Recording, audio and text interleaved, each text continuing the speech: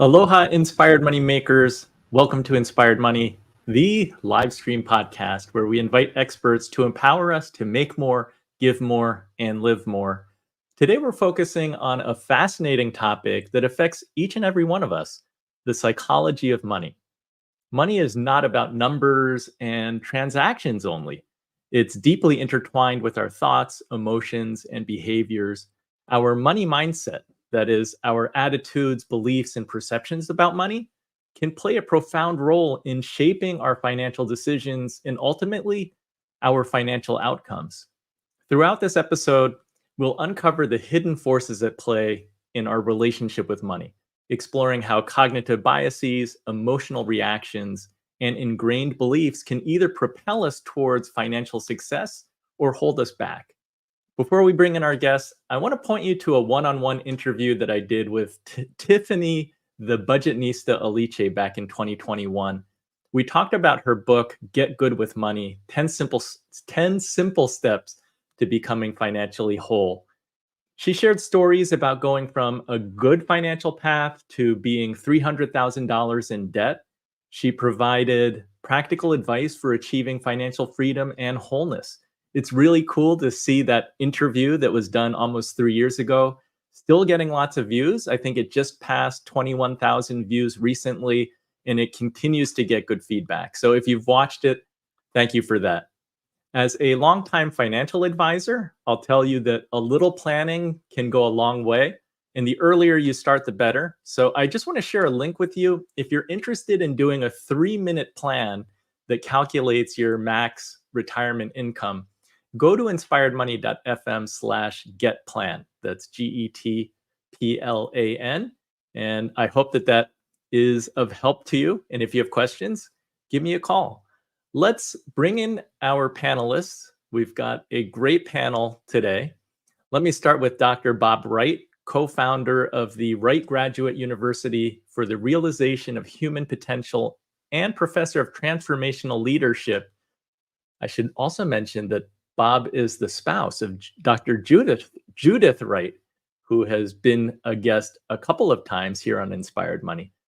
Dr. Bob, as a best-selling author, top executive coach, and founder of influential organizations, including the Men's Guild, Be Heard, and Transformational Leadership Symposium, Dr. Wright empowers individuals to reach their potential and foster cutting-edge leadership worldwide. Dr. Bob, welcome.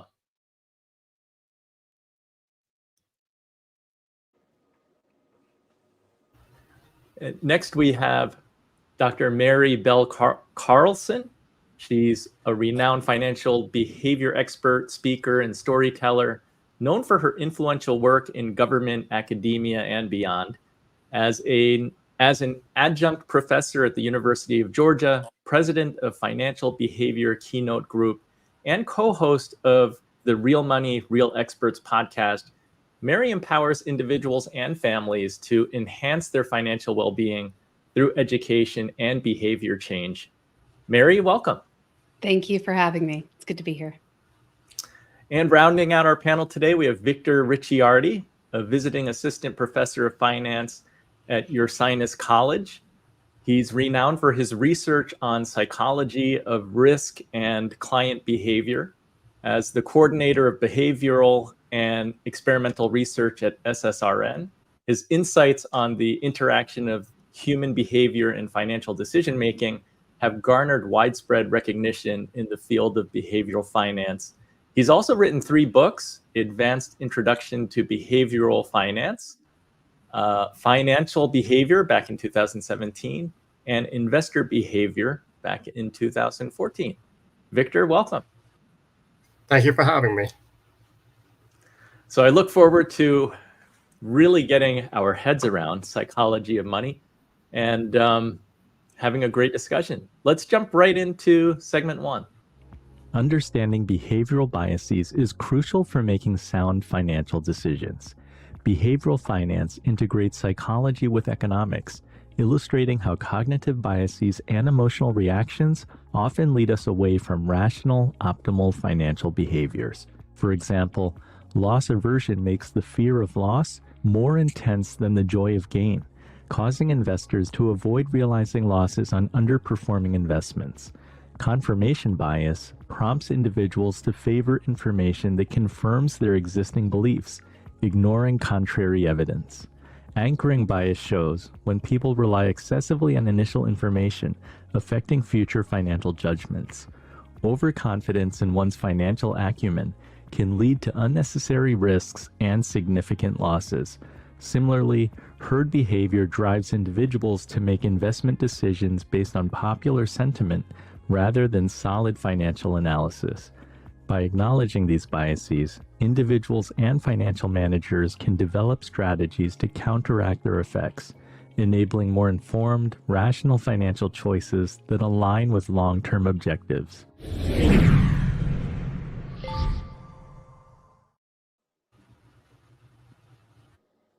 So I want to ask everybody, and maybe we can start with Mary, how do we recognize herd behavior, and what can individuals do to make more independent and hopefully wiser financial decisions?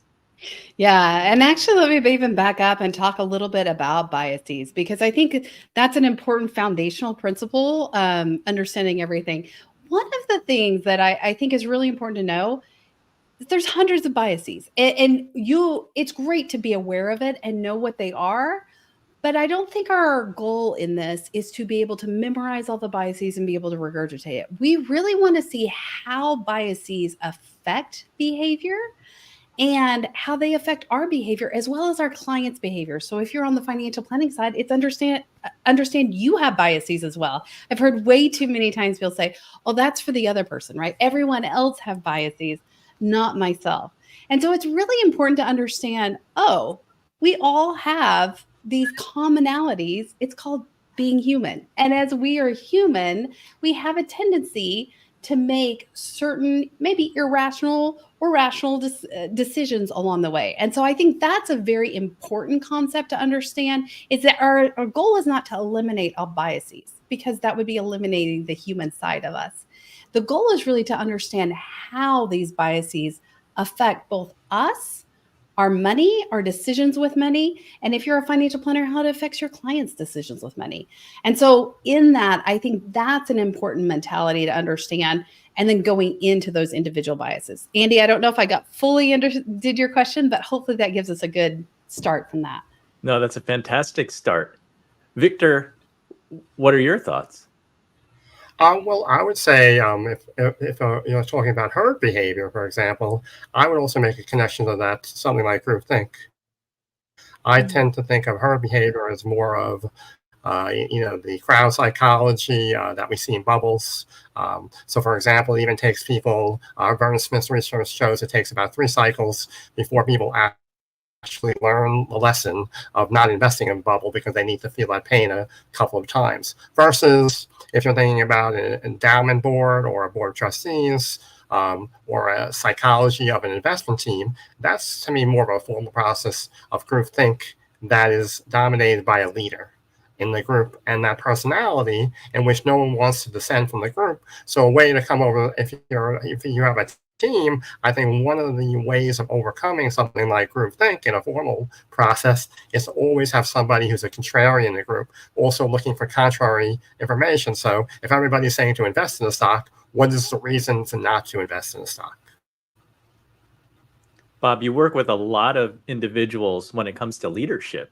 So what insights can you share about groupthink, herd mentality, and trying to recognize what our biases are and making good decisions? So I love where Mary and Victor went with this. So the first herd we ever belonged to was our family. And the family is where our biases, or what we call our limiting beliefs and our empowering beliefs, first get installed.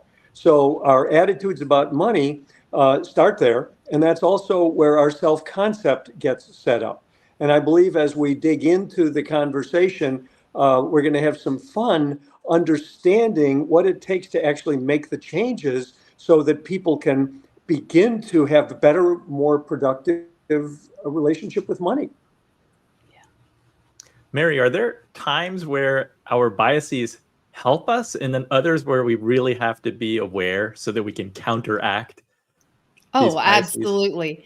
And let me give you a very specific example here, mental accounting. I think a lot of times we all use mental accounting. For example, if you said, "Hey, how much did you spend last month on your variable expenses?" You would probably say, "Oh, well, I spent this, this, and this." But if we really went back and did it, you probably weren't spending that. That can be a negative side.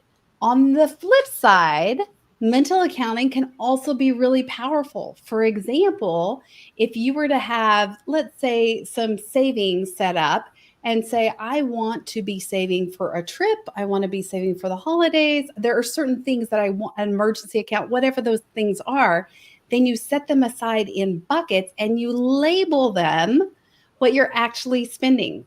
Or you could even do that within your spending plan and say, this is my grocery bucket or whatever that case may be.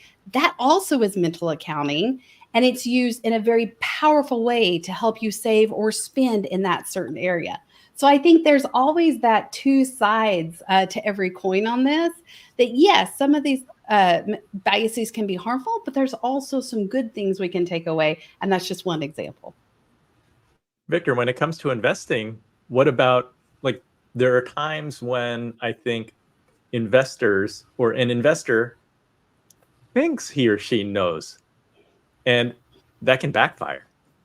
So how do we know when we actually know versus when we think we know and get ourselves into trouble?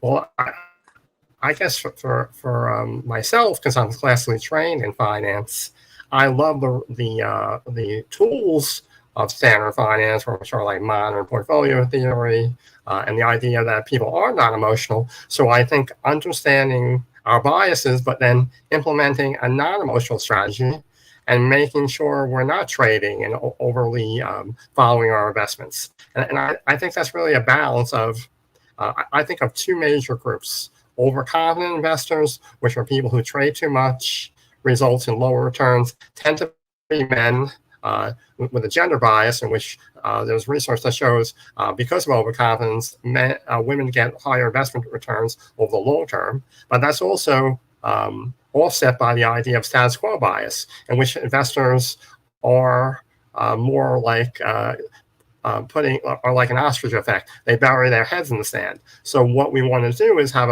a happy medium in which we are engaged with our investments, but we're not over managing them.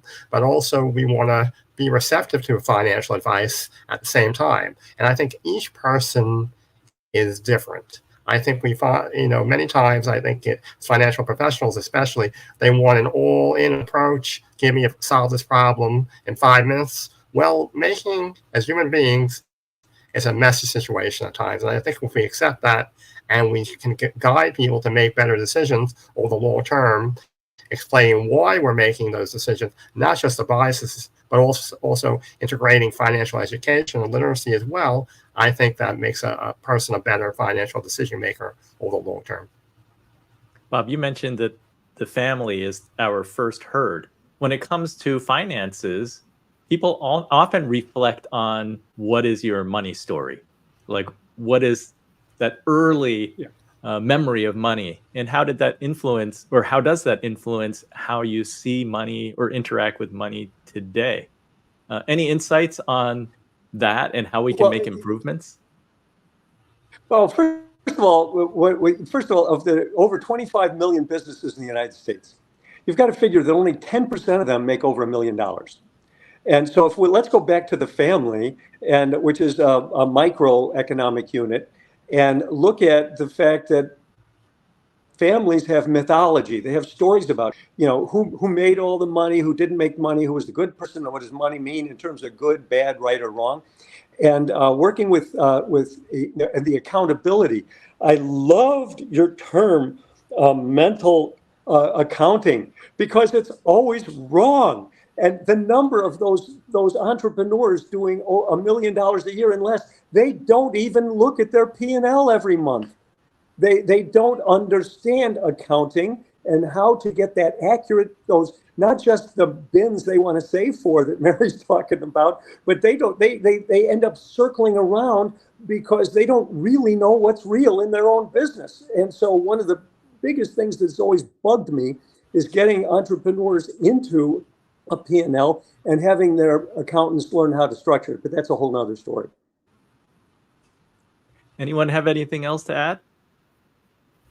Yeah, I would say too on that. I go back and I reflect on Bob's idea of this P&L. Most of us aren't wired knowing P&Ls. Just like several of us on this call probably love spreadsheets. We aren't naturally wired as human beings to love spreadsheets. So sometimes as advisors or experts in a certain field, we're very comfortable with a set of tools. We have to keep in mind, this is not everyone's bread and butter. That is not their favorite thing, to wake up in the middle of the night and put together a spreadsheet, although it may be ours. And so I think it's really important when we're talking with clients or anyone to understand where they're coming from first and really speaking in a language. So, we're kind of having fun with this idea of herding bias and ostriches with head in the sand and anchors and all these crazy talks. And most people out there are like, what in the world are you talking about, right? And so I think sometimes just breaking it down and making it very normal speak. And that's really important in the financial industry, that we don't use our financial jargon and our own lingo to make us feel smarter. It really needs to be pretty plain Jane. All a 401k is, or a 529 plan, it's a bucket where to put money that's tax incentivized. One is for retirement and the other is for education. And so when we start to simplify things in that way, it makes money more relatable to people. It doesn't put up that fear. Going kind of back to what Victor said with that inherent gender bias, a lot of times for females, it's feeling empowered, feeling like they do know something about it. And it may look different than how men know something about it, but that's okay, because we need to make that okay and not use our speak or lingo to put ourselves on a different platform than others. I love that. Let's go to segment 2. Cultivating a positive money mindset is essential for achieving financial well-being. This approach involves transitioning from a scarcity outlook to one of abundance and opportunity, focusing on proactive financial management. Techniques include gratitude exercises, which help to shift perspectives toward what one already possesses, reinforcing a sense of abundance. Mindfulness practices are also vital, as they aid in managing the emotional aspects of financial decisions, promoting a deliberate and thoughtful approach to money management.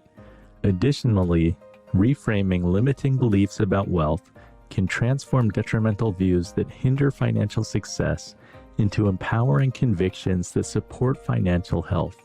By adopting these strategies, individuals can enhance their financial decision-making and foster a healthier financial lifestyle. Implementing these practices may require consistent effort and occasionally the guidance of a trained professional to help navigate the complexities of personal finance.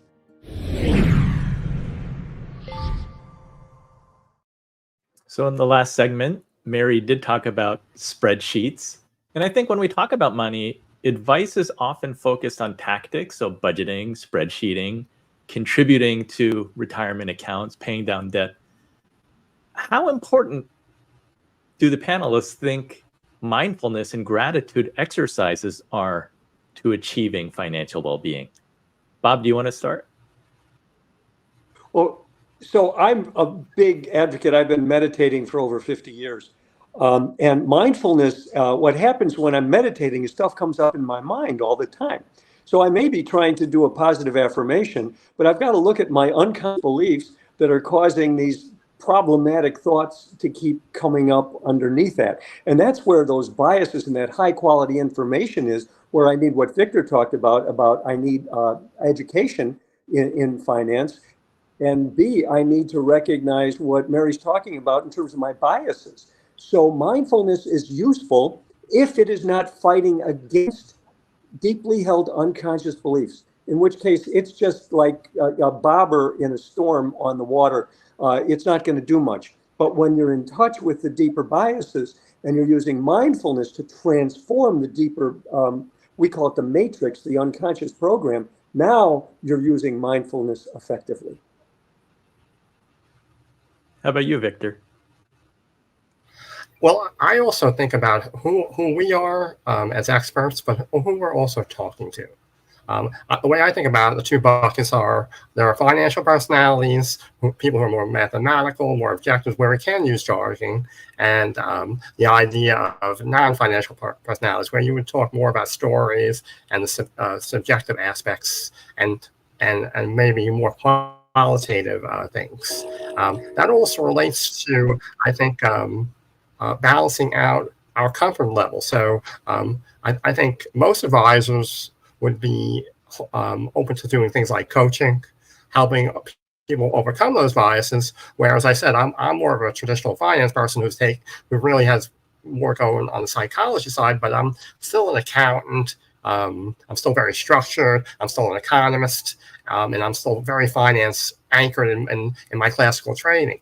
So I'm comfortable with something like coaching. If you said something like financial therapy, which would be more somebody having a deeper, as Bob was saying, more of a trepidation, a trauma, what things are called flashpoints and money behavior problems like hurting and compulsive gambling, I wouldn't be comfortable in dealing with that as a professional. So I don't even know how to necessarily have that conversation, or more giving a referral to a financial therapist. So I think also it's really, as a, we talked a little bit about, is understanding what our comfort zone is as experts as well. And how about you, Mary, on mindfulness and gratitude? Yeah, absolutely. I think that there's that appreciation of who the audience is on both what you understand as well as what they do. I think I love how Bob is mindfulness. In fact, Bob, I aspire to be like you one day. Hopefully I can have 50 years of meditation. One of the things, though, that I really struggle with, or have struggled with in the past, is gratitude. And I think that's something that we often struggle with, but could be as simple as a small journal. Like I ended up keeping a small journal every night and writing down the things that I'm grateful for that day. Often you will start to find over time that it's not things that you're grateful for.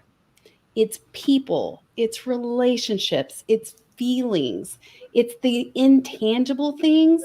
And that starts to redispose where your focus is. So often we kind of get wrapped up in this rat race of we have to have more, more, more, buy more, have it now.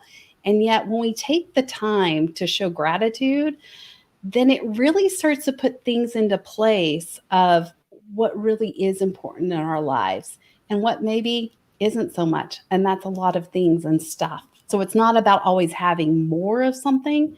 It's about spending the quality and enjoying that, having the gratitude for what you do have. So Mary, do you think is that a good place to start? Because people need to identify what are their priorities, what do things matter to them before addressing some of the tactics, like looking at a spreadsheet. Oh, absolutely. Absolutely. And this isn't, kind of going back to what Victor said earlier, this is not going to be a comfortable space for everyone, right? If I've never been in that area before, this is going to be a real struggle for me. But I think just starting to write down, and maybe it's not every night for you, maybe it's just starting a list of what you actually value in life, what you care about. I can imagine as a financial planner or even as an estate planner, could you imagine a client coming in with you with a list of values that they have and with a list of things they prioritize? That would be mind-blowing. And we could get so much further along, because often we spend our time talking about the investments and how much they're making or not making or all the rest. And really, all that money is doing is it's a vehicle to help us get to more of those quality relationships, more of those quality time. And so, yeah, I think starting with a gratitude list, even, of what am I really grateful for and what matters to me deep down. Bob, how does the transition from a scarcity to an abundance mindset impact really the potential for personal growth? Well, it's amazing because they go hand in glove. So I had a fellow that came in and he thought he was just doing great with his $50,000 condo and his trophy wife. And his trophy wife came from a company with a family with tons of money, and he couldn't see himself belonging to that. And so little by little, he had to shift his self-concept, which meant he had to change his limiting beliefs And he did have to start with gratitude. If you can't have gratitude, you don't have the attitude, they say, of latitude, of altitude, that allows you to the next step, where he gets the next house, the next house, the next house, and really becomes more wealthy than his father-in-law, to whom he looked, as a wonderful, amazing, wealthy man, and he's way wealthier today. Victor, any insights on the importance of mindfulness in financial decision making? Well, it's not my area of expertise, but I even just think about when and where we're making decisions. Let's make decisions when we're not overstressed, in a neutral environment. There's even research that shows that if you watch a negative, or you see a negative financial story or something negative, that actually puts you in a negative mood for the day, and that may actually affect your risk perception and overpay for things. So our subconscious that's what we're talking about. So for example, when we're talking about identifying these biases, there are many biases that are impacted by our subconscious that we're not even being aware of our external environment, that the research shows impacts our overall decision making. So whether a client, whether an advisor is meeting with a client, make sure it's in a nice setting, nice office space. Don't have the TV on. Having that neutral environment, or at least a positive environment, also improves the decision, but also you're more likely the person's going to be comfortable with decisions they're making, accepting financial advice, and so forth, because our mood actually affects our risk tolerance and our risk perception as well. Great point. Yes. Don't even get me started. I can't look at the financial headlines most of the time. It's just there to stoke emotion. Let's move to segment 3. The role of financial education in empowering decision-making is profound, serving as a powerful tool for enhancing financial stability. By improving financial literacy, individuals gain the knowledge necessary to make informed decisions, navigating through budgeting, savings, and investing more effectively. Financial education equips people with the skills to manage financial resources throughout their lives, fostering economic independence and resilience. Comprehensive financial education can help mitigate risks such as excessive debt and susceptibility to financial scams, enabling individuals to achieve sustainable economic footing. This can benefit all ages and significantly impact financial behaviors, leading to improved personal and societal financial outcomes. Effective financial education can involve traditional learning models and modern methods that leverage digital platforms, increasing accessibility and engagement. By integrating financial education into school curricula and workplace training, we can cultivate a generation that is well prepared to make wise financial decisions, ultimately contributing to a more stable and equitable financial system.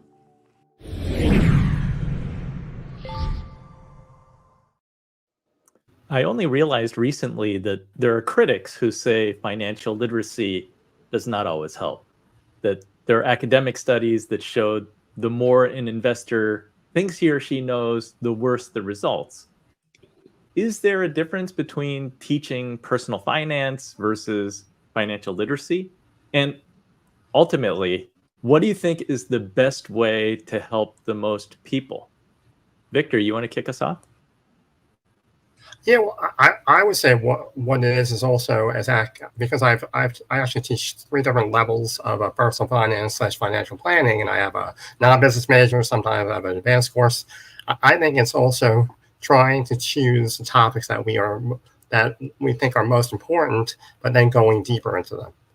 So, for example, why you could create a dangerous situation would be if you just teach students about stocks, but you don't teach them about the dangers of trading, or when they open a brokerage account, if they don't understand what margin is or trading on leverage, it's like giving someone a gun and not training them on how to use it. So they can actually create more damage. Same thing as they don't understand what credit card, you give them a credit card and they don't understand not paying the full amount at the end of the month and what interest is, they can all of a sudden rack up a lot of financial debt. So I think it's really just through repetition and trying to engage them to be interested. I find that games, trying to do things, humor in the classroom, making finance fun helps people want to learn it. But also historically, it's not that we're all of a sudden financially literate. It's that credit cards didn't really come about until the late 1950s, the first one. And also because of the change in the 401k plan in the 1980s, we now are responsible as well for our own financial decisions. Also, as we get older, there's research that shows in neurofinance that our financial abilities or capacities decline at the worst time when Medicare and Social Security, and all these decisions are more complex. So it's not an easy problem to solve, but hopefully as we do forums like this, and as more states are approving personal finance class or requiring it at the lower levels, hopefully there is some hope as we go along. Mary, you're a professor. You also work with advisors. What are your thoughts on financial literacy, personal finance? Yeah, I actually have two thoughts on this. One is when my very first job was here in Washington, D.C., and I was both on Capitol Hill and as a lobbyist. And I remember going to the Treasury's Gold Room and talking with all of the different departments inside the U.S. government. And there was a concept called just-in-time education that came out. It's been around forever. But essentially, you're not going to teach about car buying until someone's ready to buy a car. Or you're not going to teach about house buying until that time comes. Sure, there's some fundamental principles that we can all learn from. But I think that just-in-time education is the most pivotal, because until you're making that choice, it's kind of information in, information out. So that's one thought. The second thought really comes from my research work with the military. So I spent a long time with both the Pentagon and then at an installation doing my dissertation around the financial behaviors of soldiers before and after deployment. One of the interesting findings is we found that soldiers felt more empowered when they felt that they knew more about money. So that's an interesting perspective versus actually knowing. So this was more of a subjective concept rather than an objective concept. And so a lot of times we have a tendency to say, well, you know, X, Y, Z, kind of going back to that spreadsheet idea, right? Like, here's what you do and do not know. Very, very teacher oriented and based. But what we really found in this research was it's how people feel about money and how much they feel like they think they know about money that plays the most important role in how they interact with money and how wise they are in making those decisions. And I think that's a very important construct. And that really does have different biases in gender as well. And so those are the things I would hone in on more, is just-in-time education, as well as how do you improve that subjective knowledge of money? So Mary, let's just go back and underline Victor's point the point that Andy's making. Just because you know it doesn't mean you can do it. Harry Markowitz, who won the Nobel Prize for his portfolio theory of money management, could never make money investing. No, for what all he knew, because he had loss aversion. And with loss aversion, he would sell too soon, hold too long, and he never hit the bullseye. And so I think it helps make Andy's point too, that just because you know it doesn't mean you can do it. We've got all those unconscious beliefs. So Bob, how can we help the most people?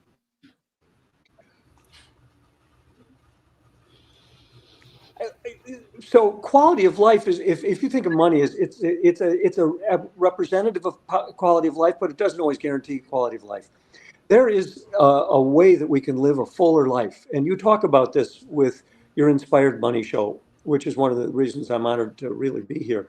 And so the real big issue is our overall quality of life and our willingness to be honest with ourselves.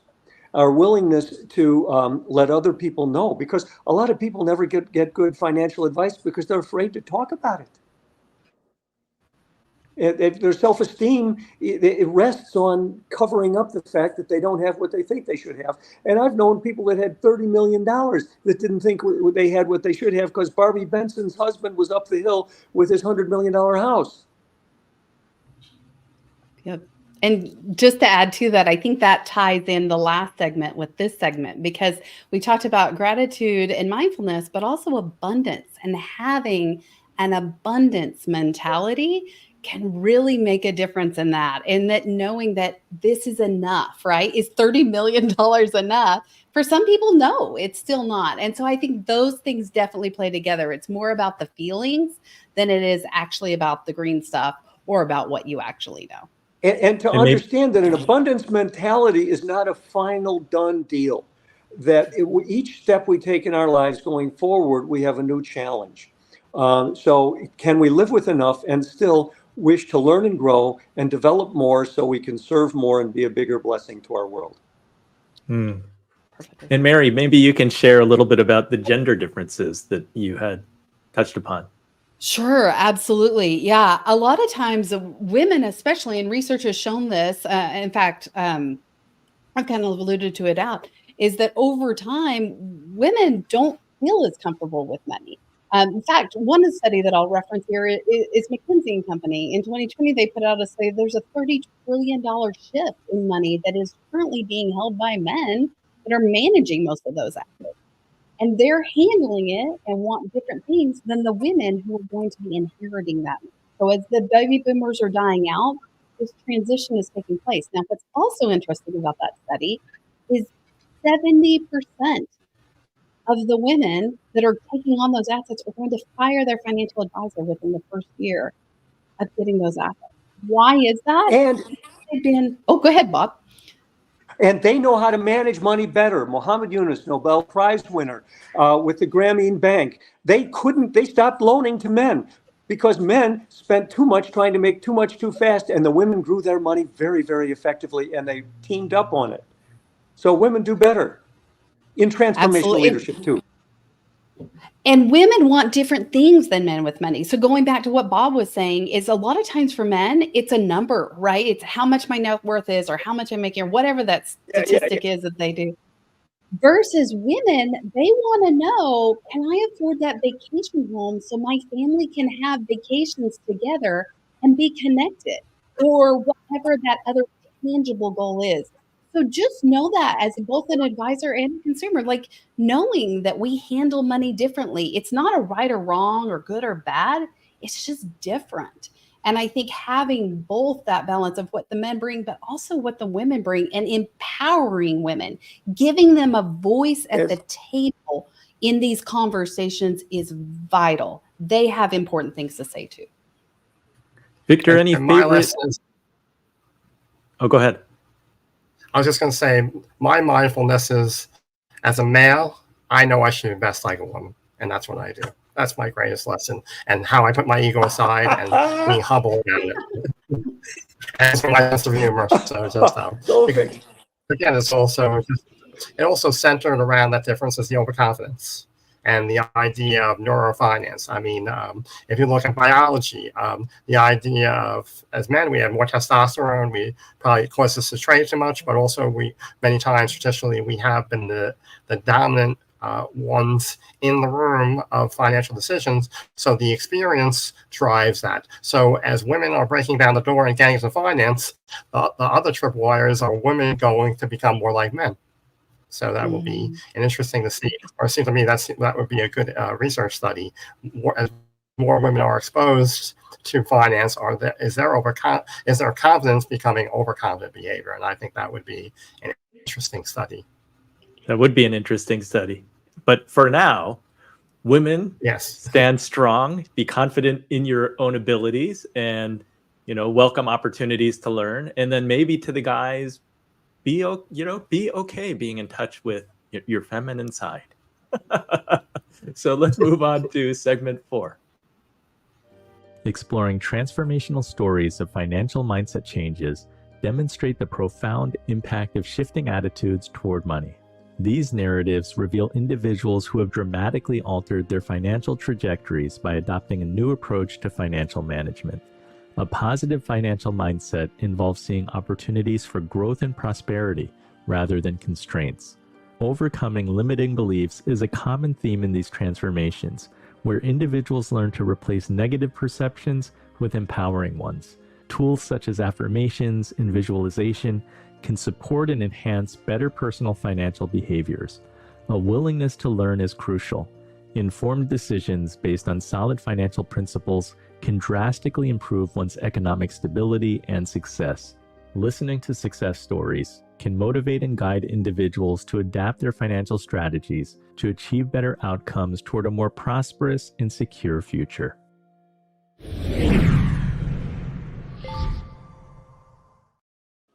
So, Victor, because you really have a focus on psychology and behavioral economics, can you kick us off?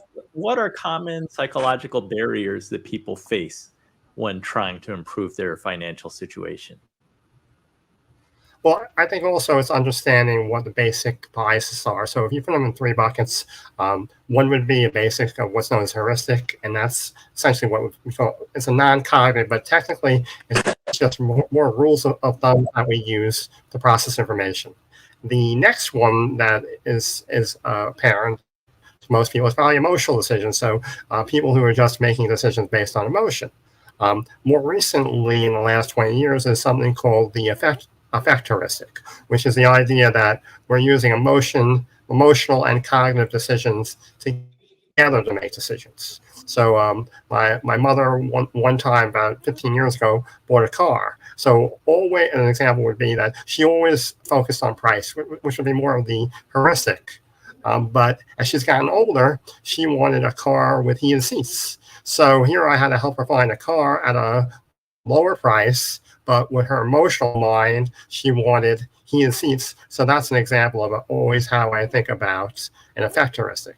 And I think other things that affect us as human beings is social pressures, or even just social loafing. I mean, many times people make decisions about retirement or asset allocations in the 401k plan when they're first being hired, and they don't meet with a financial advisor.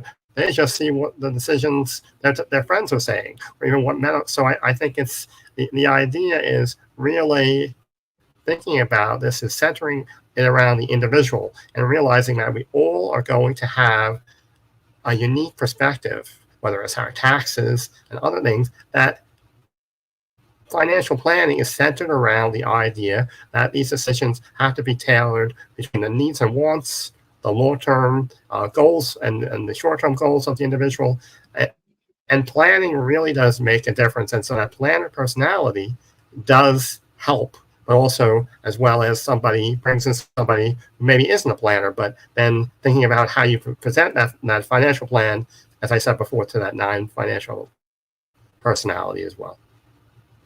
Bob, I think you mentioned limiting beliefs. How can people overcome them? Well, let's start with the conflict. So when people pick a positive affirmation, there are ways to design a positive affirmation that will not insult your unconscious beliefs. If I say I'm getting better and better, well, then I might be, that's true. But if I say I'm great and my unconscious mind says I'm dog doo-doo, then I've created an internal tension that limits the benefit of the positive affirmation. So what we must be doing is learning to design a positive affirmation so it really does what it's designed to do, and it doesn't create unnecessary internal conflict against those limiting beliefs. So that's a matter of more than I think I can go into right now. You know, Andy, let me just kind of summarize those two, because I think also going back to Victor's is we see everything in the present, right? We try to get them thinking in the future. But one thing that you brought up at the very beginning of the show and the Bob alluded to is this money history and their money past, and how that plays such an integral role in what you're currently seeing and what you will see on behaviors. You know, you even see those get passed down from generation to generation. And these are those unconscious biases that we have, not even biases, but even things that we're taught or see or take within ourselves, and can be family based or individual based. Those will play into how you handle money or avoid money, to be real honest. So are there psychological strategies that can help somebody to really achieve a dramatic financial behavior change? Absolutely. And you ready for it? Big drum roll. It's called conversation, talking about it. Because when you start to talk about those things and understand why you deal with money the way you deal with it, why you think about things the way you think through it, why you make the decisions you make, that starts to become something that you say, oh, why do I believe that? Or why have I always handled that way? Well, because of this. And the more you start having those conversations, I always encourage spouses to do this. Sometimes it leads to great ideas. Other times you find something out about your partner that you just don't know. And as you understand each other better, it really opens up a whole new world of understanding them and understanding that relationship even at a deeper level to really give you a deeper connection, whether it's a spouse, a partner, a child, or even a financial planner. It's really important to talk about and be open, be a really good listener and less of a talker. Anyone else want to chime in? I think in addition to that, Mary, it's with whom do we speak? Because helping musicians get to the top of the Billboard charts, or artists become independently funding their lives and making a lot of money with art is interesting, because that conversation needs to happen, but not with the other people who are suffering from the same scarcity mindset, from that same suffering belief. Because there are certain groups of people that actually talk to each other, but they help each other in a downward spiral of limitation. So we want to talk with people who are HEP, people that can help us identify those limiting beliefs, and then help us come up with strategies to challenge those limiting beliefs. For example, you're a musician and you've been charging rock bottom, to start creeping your charge, what you charge, up a little at a time. Really, really important to think about that. And so there are a lot of tactical moves you can make, but if you're talking to the right people and you're digging deeply enough into your unconscious mind, you can end up transforming a great deal within yourself and people around you. Amen. Great advice. Let's bring it home and go to segment 5. Exploring strategies for overcoming financial obstacles is crucial for anyone aiming to achieve financial stability. This includes managing debt, building savings, and planning for long-term financial goals. Effective debt management is key. Methods like the snowball technique, which tackles smaller debts first to build momentum, or the avalanche method, focusing on high-interest debts, can be transformative. Creating an emergency fund is also vital. It's advisable to save at least 3 to 6 months' worth of living expenses to act as a buffer against unforeseen costs, thereby minimizing the need to take on new debt.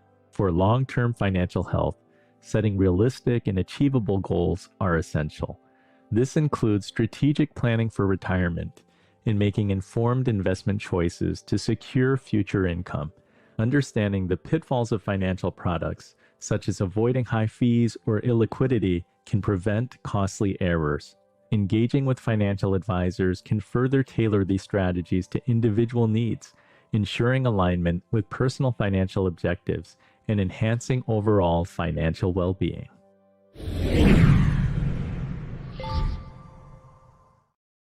So in a previous segment, Victor had mentioned the 401k and how individuals need to take more responsibility in managing their retirement.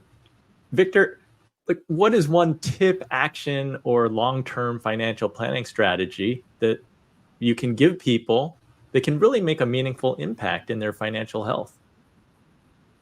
Well, I think it's also them thinking, since most people have taken, I would think also building on my personality idea, I think most people have taken personality tests that deals with the big 5. So thinking about who they are personality-wise will also make them understand, is their personality preventing them from accepting or a willingness to even deal with financial decisions, but as well as financial advice. So somebody who is conscientious and maybe more of an extrovert would be more willing, and I think more likely, the research shows, to be open to financial advice.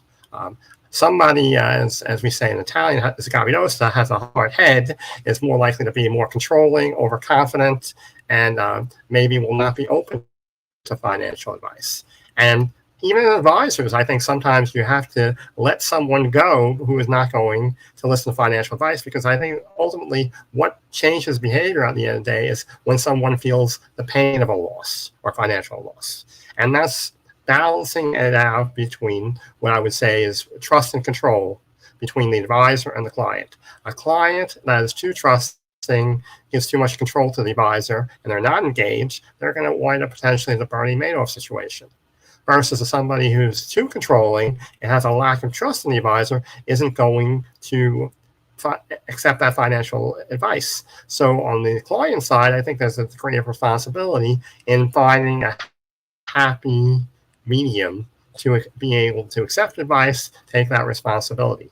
And also, I try to present, presenting a 401k plan. I'm teaching 21-year-olds and 22-year-olds this semester about it, and I show them all the benefits. But I also frame the discussion not as a retirement account, because they're 2/3 of life of their 66% of the lifespan is away from retirement at that point. I explain it as a wealth account, and it's helping them learn about the market. They're learning about financial education, and that wealth account over the long term. Once they start having money and you show them time value of money, I've had 19-year-olds open IRA accounts, so I must be doing something right. Kudos to you. I like that wealth account because they can focus on that now. Yes. Mary? Yeah, I take a bit of a different perspective in that I believe the client is the expert in their life. And that is because that is theirs, right? And so while we as financial advisors or other professionals that help, our job is really to listen and understand and ask good questions that help them get to where they want to be. And so I would say when you're not getting the reaction as a financial advisor, when you're not getting them moving along the chain that you want them to go down, it may be some introspective discussion with yourself of, what am I doing that may be limiting that behaviors? So for example, the video we just saw named a lot of really good things that everyone can do, but that may be really overwhelming for someone. Getting a 3 to 6 month emergency account, for some people, that's not even fathomable. So where do you start? You start one step at a time. You start with little amounts, a baby step here, a small step there, that adds up over time, because what you're doing then is changing behavior. And that's really what we want to do in the long run. And so my question always to them is, what is one small step you want to take today to make a change, or to do whatever that is that they are wanting to do? Because they're going to be more motivated if it's their idea and they're the one coming up with that. Bob, advice on behavioral change? Yeah, so I'd like to speak a little differently about investment, namely investing in yourself. Because we have more and more entrepreneurs today that don't understand that they need to be salespeople. And so that's a profound redefinition of myself. From whatever MBA I got or whatever I did to get my MD, my PhD, to avoid doing something like that. And entrepreneurs in general, for example, need to invest in sales training. They need to learn to sell what they're doing. And before they start borrowing a lot of money or investing a lot of money, our first investment is into myself and my quality of life. And that is really what people are spending money on now, which is quality and experience. And they can waste it, or they can invest it wisely in something that's going to increase my capacity in the world. I was advising one of our corporate clients, and they had a problem. They were an investment bank that bought major companies like Neiman Marcus and Harcourt Brace, and they weren't bonusing anybody because they were just looking to make their next investment to sell their next company. And they were in a bind as how are they going to put together a compensation scheme for the employees? Well, what we decided to do was to help the employees be just like an investment bank. We will reinforce you and give you more money to the extent you invest in yourself to make yourself more valuable as a commodity, whether you stay with us or not. So invest in self and your own capacities. I love it. Well, I want to thank all the panelists for all of this conversation today. And I think lots of takeaways, right? Recognizing our own behavioral biases. the importance of cultivating a positive money mindset and being able to empower ourselves through financial education. Really big ones, just conversation, and then picking the right group of people to have that conversation with so that we can get new perspectives, new insights, and be moving in the correct direction. So thank you to everyone who joined us for this live stream. If you're listening to the podcast on demand, thank you for joining us. I encourage you all to follow and visit our tremendous panelist, Dr. Bob Wright. You can find him at liveright.com. That's WRIGHT, Live Right.